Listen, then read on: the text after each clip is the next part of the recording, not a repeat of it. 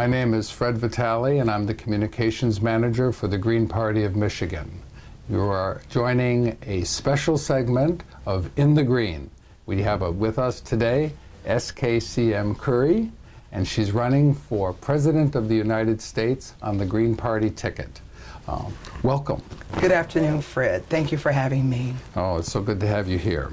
So, I know that you traveled a long distance yesterday. Maybe you can tell us where you started out and where you ended up last night. We both ended up at an event. Yes, it was awesome. Forget the name. Water Criminal Tribunal. Yes, WCT. Yes. Yeah.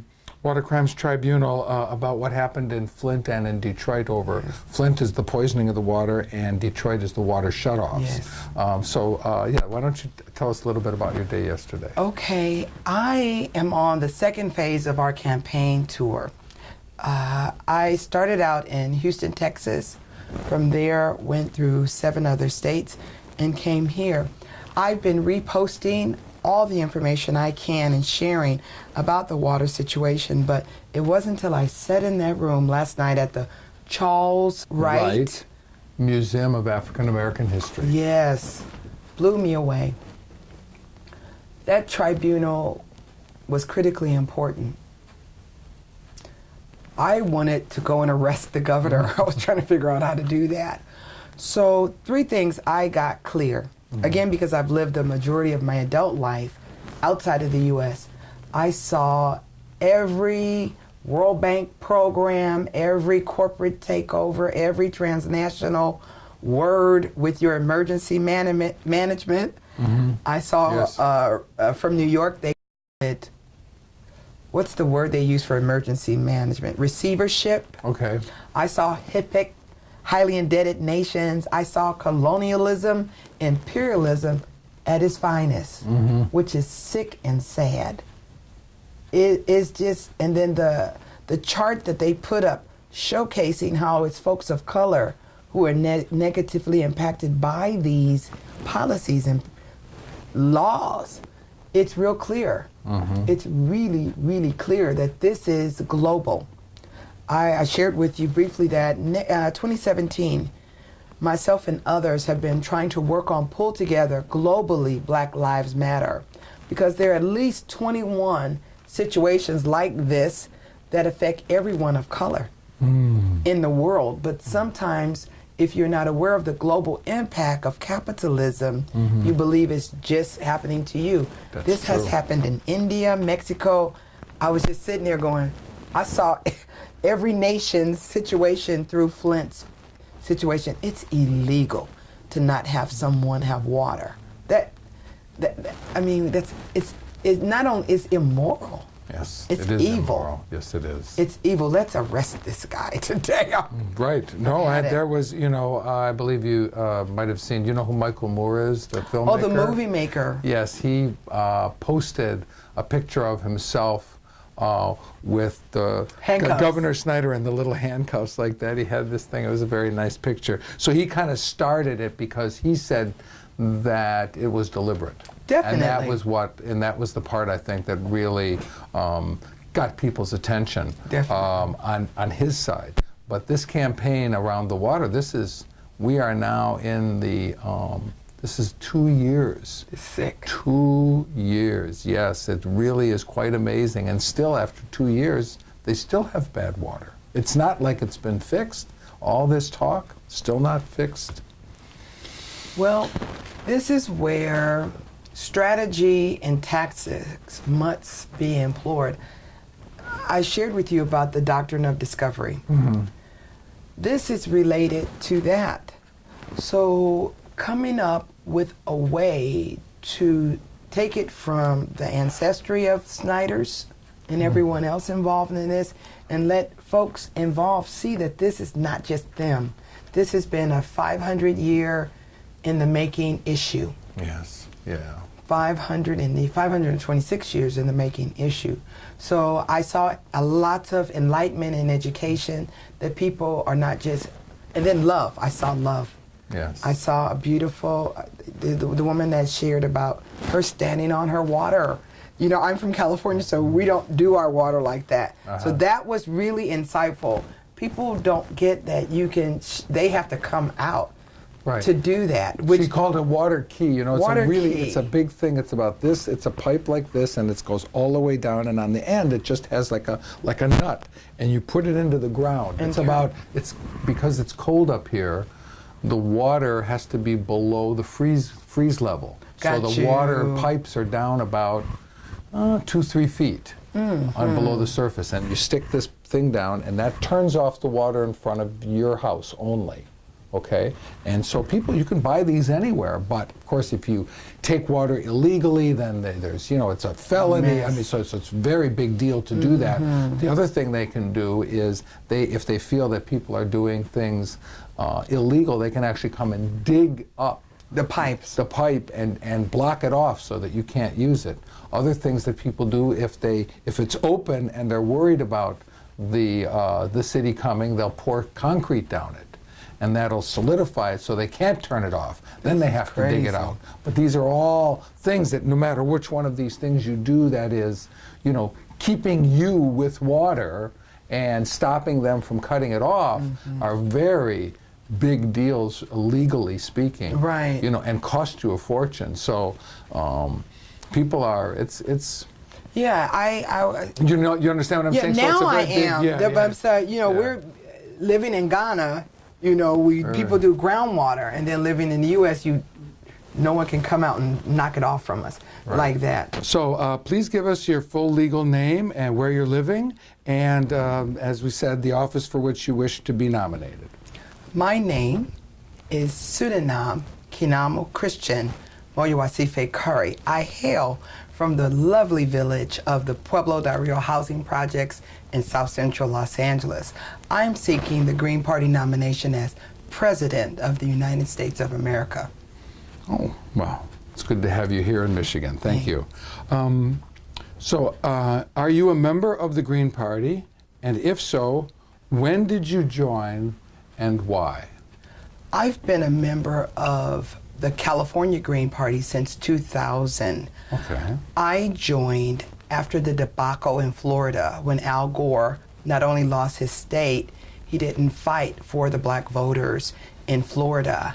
I happened to be living in Ghana, West Africa, which is a second home to me, and I was horrified at what I saw via television, and I had to ask myself, I was 40 years old, how come Al Gore, who seemed to care about the environment as I did, is not angry, hasn't just started walking to Washington, took the sentiments of the American people and demanded that those votes be counted. In fact, as we know, Fred, he won. And it was three things that Al Gore and I don't share. He's male, he's European American, and he's privileged. Four. And his party took corporate money. And I made a decision during that debacle that I would have to work against all four of those things. And I found the Green Party did not take corporate funds, also embodied my values. Well, that's good. Okay. So you've been a member then for a long time. 2000. Yes. So as you've already mentioned, this is another one of our questions. Will you pledge to run a financially clean campaign? No corporate donations, no PAC money, and full compliance with laws about candidate committees and record keeping. Yes, it's a commitment I've made since 2000 that no money should be involved in politics, corporate money. So yes, I definitely agree and will adhere, have done that. I filed my FEC and all those things. Okay, yes. Good. So, and what does that look like from your point of view as a candidate? The National Party has a presidential support committee. Okay. They've laid out what it is we need to do, and I've adhered to their rules and regulations. Within our party structure, there's some dysfunctionalism. Every state doesn't have the same thing. So that's one of the things our campaign has been talking about, to have administrative, clear ways to do things. I'm on the ballot in 7 states already, because it's real simple. Because the national, I'm recognized by the national, then they automatically recognize me and added me on the ballot line. We had to do 3 simple things: fill out a questionnaire, fill out an affidavit, and submit 1 or 2 simple forms. It was pretty straightforward, except for my home state, California. A little crazy. Well, do you want to tell us about that? You said you're on the ballot in 7 states. That means that there are 7 states that have primary elections? Yes, please. Oh, really? I didn't know that. And I mean, there's more than 7, but you know, we do caucuses as well as primaries. The whole election system is complicated. And, I mean, for not just Green Party people, but for everyone. Yes. For example, how come we start with Iowa and New Hampshire? They're the most European states, and we know by the end of the century, our nation will be brown. So no one is taking in consideration those factors. So it's a bit crazy. Yes. It's a bit crazy. It is. It is. Another standard question we ask our candidates is, will you include a Green Party membership form with your standard campaign literature? Yes, I've been enlightened through our discussions earlier. That's excellent. I always refer people directly because I'm going from state to state. So I refer folks to gp.org so that they are connected. So I use that, but I will now start doing that. I appreciate that insight. Up to this point, and you started to talk about this a little bit, but please tell us about the campaign organization you have already and how you hope to improve it. Okay. Since July, we had the approach of doing a national campaign. Myself and 3 other of the candidates had been, 4 of them, no, 3 of them had discussing as I did when I ran in 2008. We need a national team. So we spoke about having debates, our campaign, all of us running a campaign together so that we meet and run together, because we need a national ticket because we all bring different target groups to the table, and we got to grow our party. The third thing is about vice presidents. It's important for us that VPs also get vetted by our party. So those are the 3 things in terms of our campaign. We have a core team of 5 members. We are up to 437, I believe, folks who are on our presidential Facebook page, that when we hit that 500, we'll move to the next level of transmedia, which would be website. And a lot of folks don't seem to understand that transmedia is not a website. It's those interactive. Every person who has ever liked or shared any of our campaign, I have to, that's my job, to respond, thank them, ask them, is there anything else I can help with, and respond.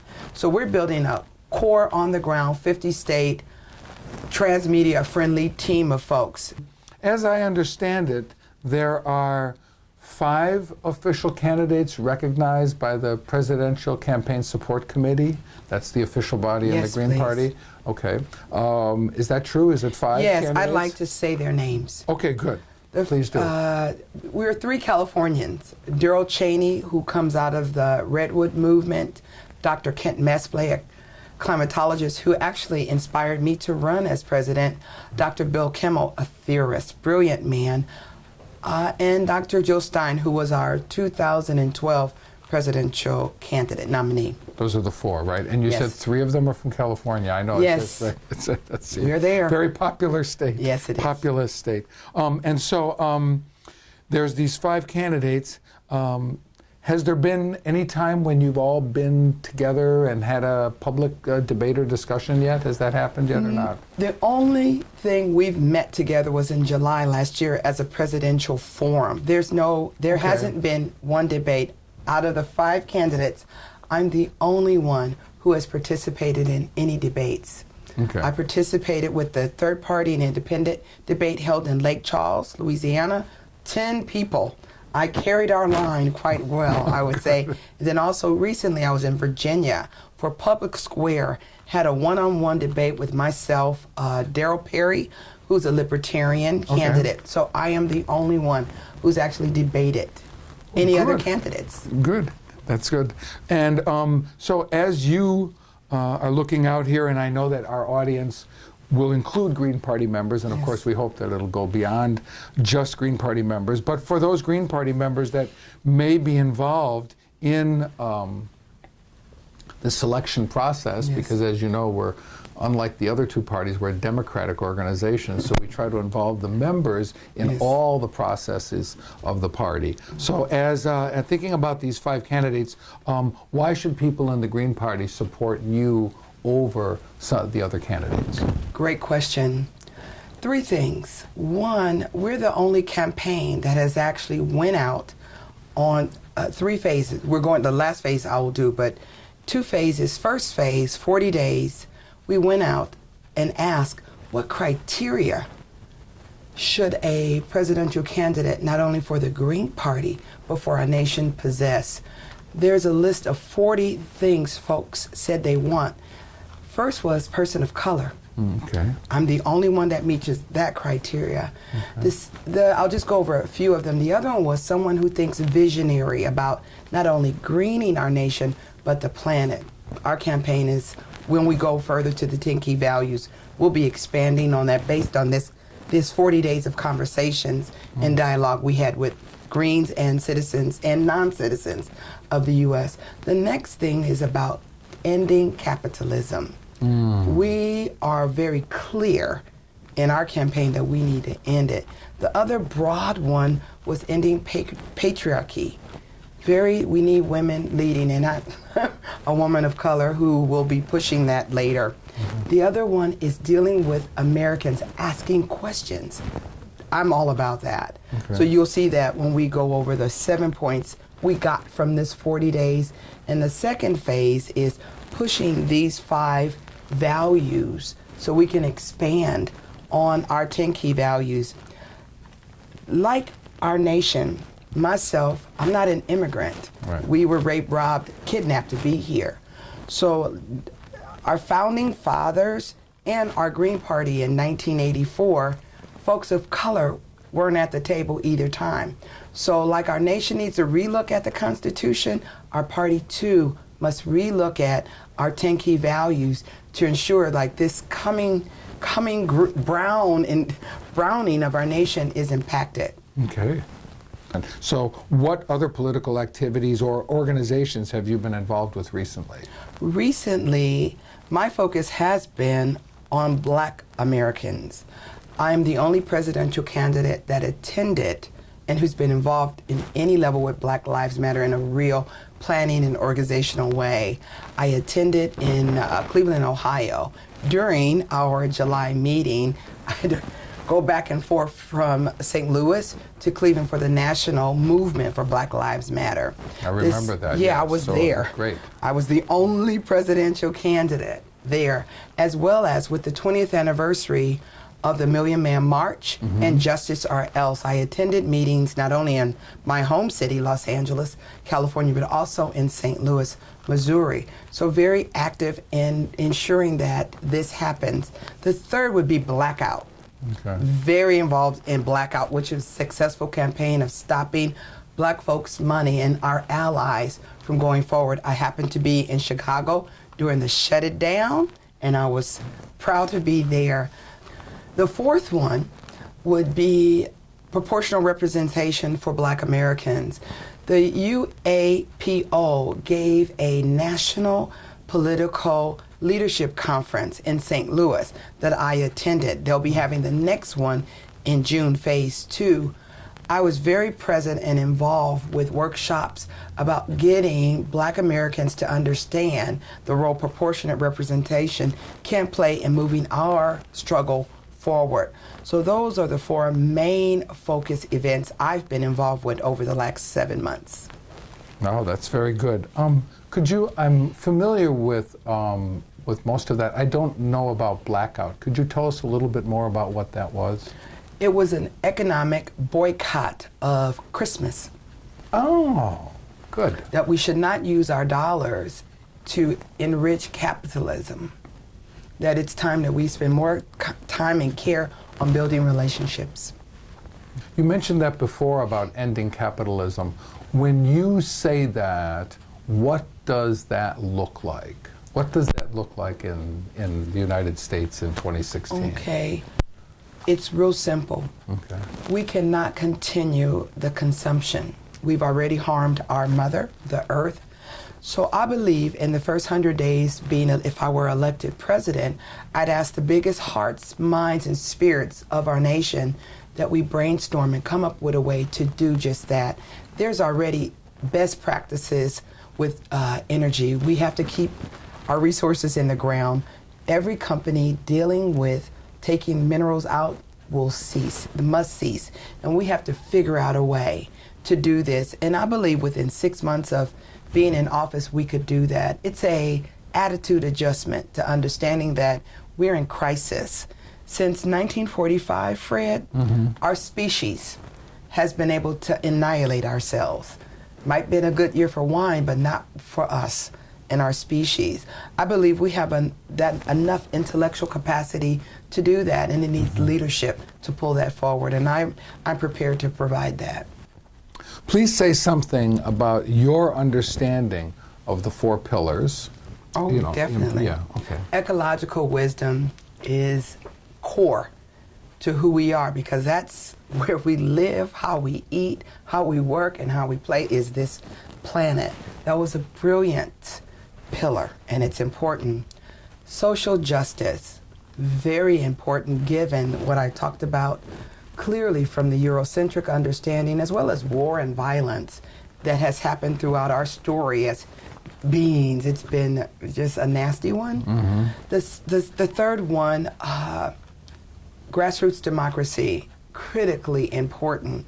And as we talked probably the other day, and we were at the tribunal, that it is not effective. Folks are not being heard and felt.